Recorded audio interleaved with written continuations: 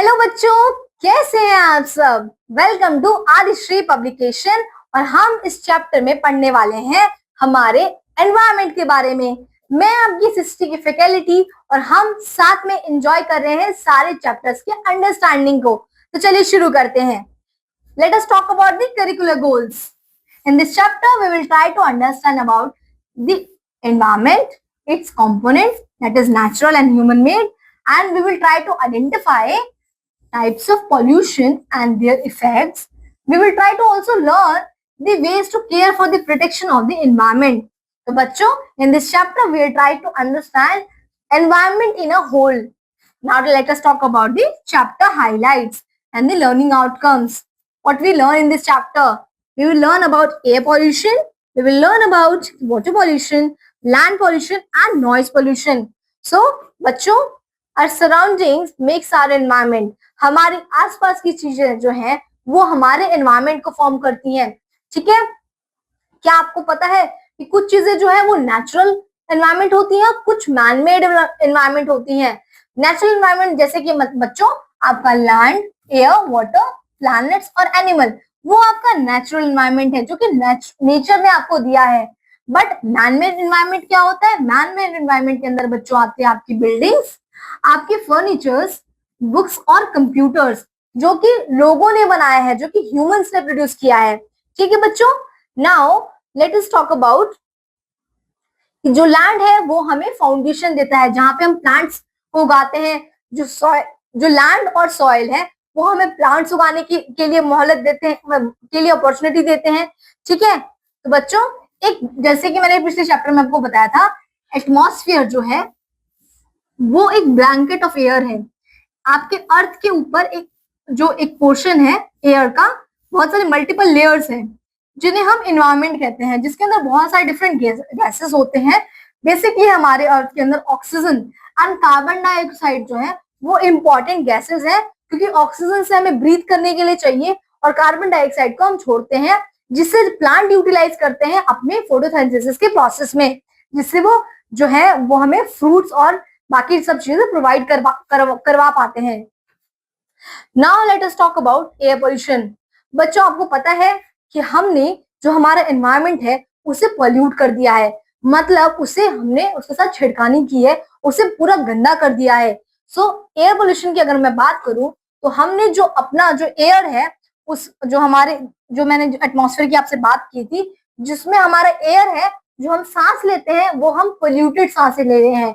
क्यों? क्योंकि हमने जो है बहुत सारी गैसेस जो फैक्ट्रीज वगैरह से निकलती हैं, जो आपके पटाखे फोड़ने से बहुत ज्यादा बर्निंग कंबशन निकलता है, स्मोक जो आपकी आग लगने से निकलती है, और जो आपके पावर प्लांट से, रोड से, व्हीकल से, गाड़ियों से जो आपके डिफरेंट जो बहुत ज्यादा स्मोक निकल रही है बच्चों, वो आपके लिए हार्मफुल है। और जो ये सारी जो है हार्मफुल गैसेस वो जाके आपके एयर के अंदर मिक्स हो गई हैं, और जो आप सांसें ले रहे हैं वो जो है अब पोल्यूटेड हो गई हैं। अब पॉल्यूटेड हो गई हैं बिकॉज वो बहुत ज्यादा जो है उसके अंदर पॉल्यूशन मिक्स हो गया है। बहुत ज्यादा डिफरेंट हार्मफुल गैसेस भी आपकी ऑक्सीजन के साथ मिक्स हो गई हैं, जिससे आपका एयर जो है वो पूरा पॉल्यूटेड हो गया है, जो कि बहुत ही ज्यादा प्रॉब्लमेटिक है इन द लॉन्गर रन।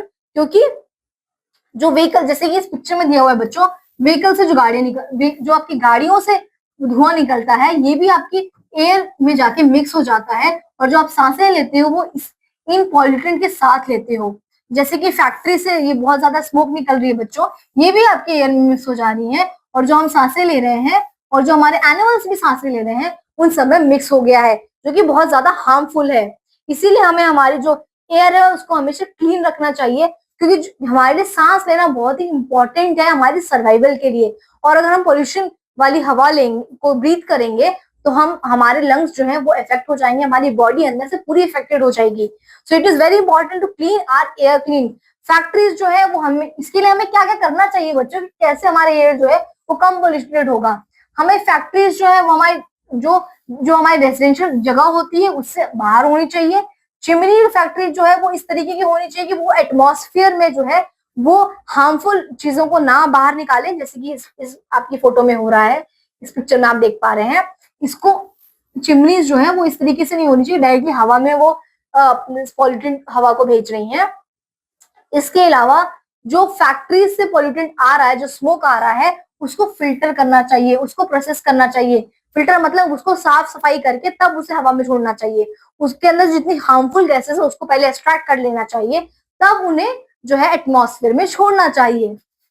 ठीक है बच्चों, और आपको हमेशा जो व्हीकल्स हैं, जो गाड़ियां हैं, उसके अंदर पॉल्यूशन चेक करना चाहिए कि उसमें से जो धुआं निकल रहा है वो कहीं हार्मफुल तो नहीं है।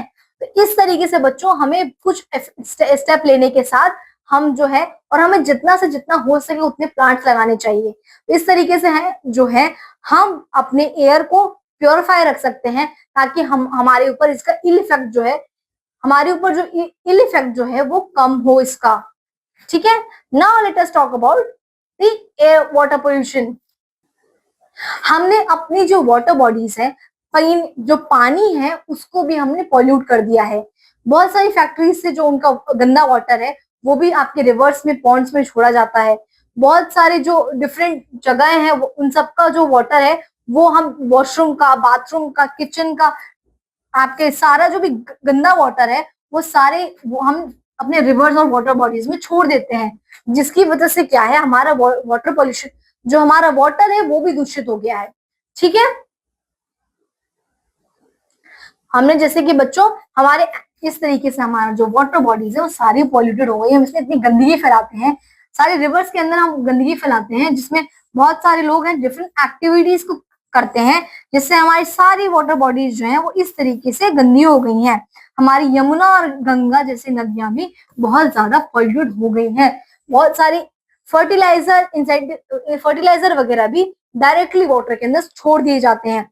तो इन सारे एक्टिविटीज से बच्चों हमने अपनी वाटर बॉडीज को भी बहुत ज्यादा इफेक्ट कर दिया है।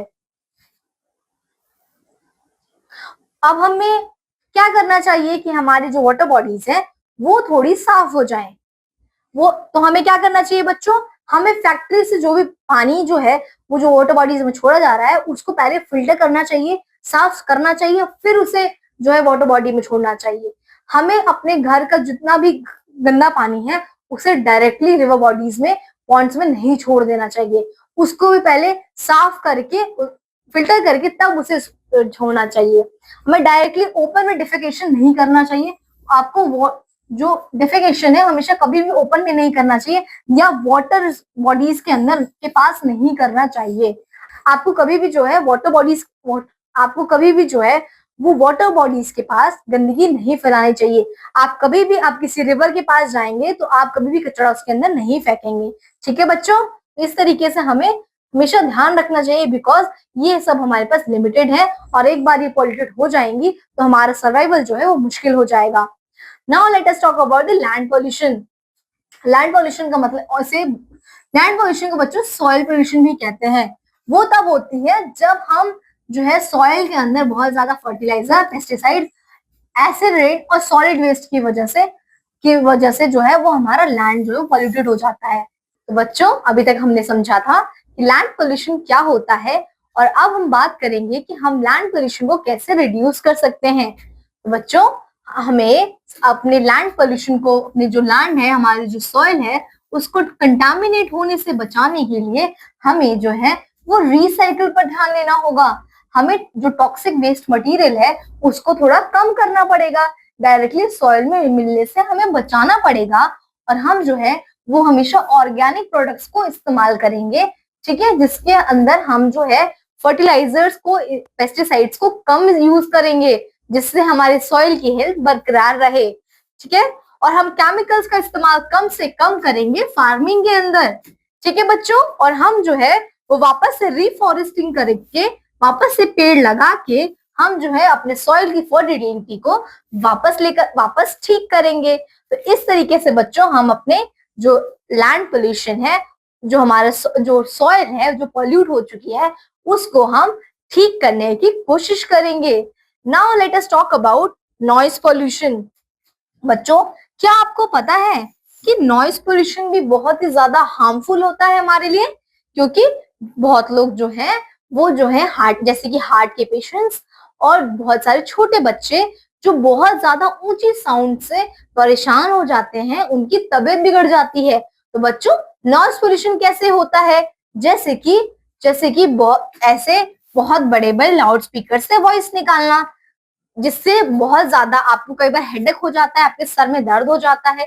बहुत छोटे बच्चों को हियरिंग प्रॉब्लम्स डेवलप हो जाती है, जिससे कि उनको सुनने में दिक्कत होने लग जाती है। ठीक है, बहुत छोटे बच्चों के कान की ड्रम में दिक्कत हो जाती है, जिससे वो हमेशा के लिए सुन नहीं पाते हैं।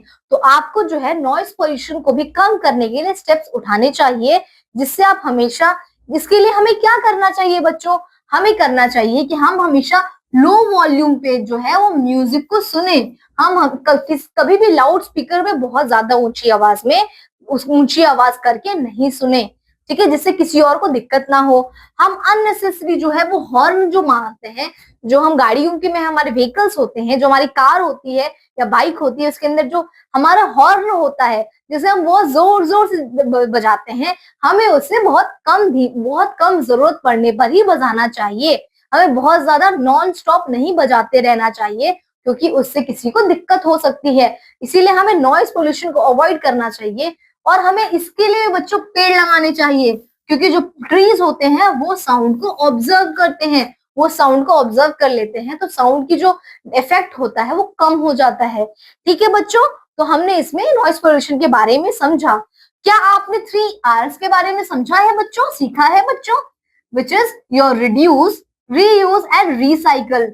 रिड्यूस का मतलब होता है बच्चों, जो चीजें आप इस्तेमाल करते हैं उसको थोड़ा कट डाउन करिए, मतलब बहुत सारी चीजों का इस्तेमाल ना करके कुछ चीजों से ही अपने सारे काम करने दीजिए। ठीक है, देन रीयूज, अगर पॉसिबल है तो उसी प्रोडक्ट को फिर से इस्तेमाल कीजिए, जैसे कि आप अपने पेन पेंसिल इरेजर इन सब के अंदर बहुत ज्यादा बच जाने के बाद भी चीजों को मत फेंकिए। अभी भी अगर उसके अंदर थोड़ा सा भी इरेजर बचा हुआ है, पेंसिल बची हुई है, तो उसे अंत तक इस्तेमाल कीजिए। एंड रिसाइकल, अगर आपको किसी नया मटेरियल, कोई भी पुराना आपका मटेरियल है, उसे फिर से नया रूप दे दीजिए, उसे मत फेंकिए। ठीक है बच्चों, तो आपको रिसाइकल भी करना है, जितना भी आपका वेस्ट प्रोडक्ट है उसको फिर से किसी चीज में इस्तेमाल करिए। So this is very important. Always remember these 3 Rs. It will help you to reduce the pollution in your environment and it will protect your health. ठीक है बच्चों, तो हमने इस चैप्टर के अंदर समझा हमारे एयर, वाटर और लैंड पोल्यूशन के बारे में। और तो बच्चों आपको ध्यान रखना है कि आपको कोई ऐसा काम नहीं करना जिससे आप पोल्यूशन फैलाएं। ठीक है, चलिए मिलते हैं हम अगले सेशन के अंदर।